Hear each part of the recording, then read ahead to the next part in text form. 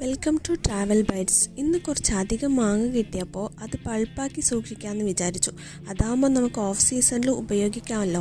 അതിന് വേണ്ടിയിട്ട് പഴുത്ത മാങ്ങ നല്ല വൃത്തിയിൽ കഴുകി അതിൻ്റെ തൊലിയൊക്കെ ചെത്തി ചെറിയ ചെറിയ കഷ്ണങ്ങളായി മുറിക്കുക. എന്നിട്ട് അതിനെ ഒരു മിക്സിയുടെ ജാറിലേക്കിട്ട് നല്ല മഷി പോലെ അരച്ചെടുക്കുക. ഈ മിക്സ് ഒരു പാനിലേക്ക് ഒഴിച്ച് കുറച്ച് വെള്ളമൊക്കെ വറ്റുന്നിടത്തം വരെ അതിനെ കുറുക്കിയെടുക്കുക. അത്രയും കുറുകേണ്ട ആവശ്യമില്ല, അതിൻ്റെ വെള്ളം ഒന്ന് വറ്റി വന്നാൽ മതി. ഇനി അതിലേക്ക് ആവശ്യത്തിനുള്ള പഞ്ചസാര ചേർക്കുക. എന്നിട്ട് ഒന്നും കൂടി മിക്സ് ചെയ്ത് അത് ഒന്നും കൂടി ഒന്ന് വെന്ത് വരുമ്പോഴേക്കും അതിലേക്ക് 1-2 നാരങ്ങ ജ്യൂസ് ഒഴിക്കുക. എന്നിട്ട് ഒന്നും കൂടി മിക്സ് ചെയ്യുക. അതും ഒന്ന് അതിനോടൊപ്പം ചേർന്ന് വരുമ്പോഴേക്കും ഗ്യാസ് ഓഫ് ചെയ്യുക.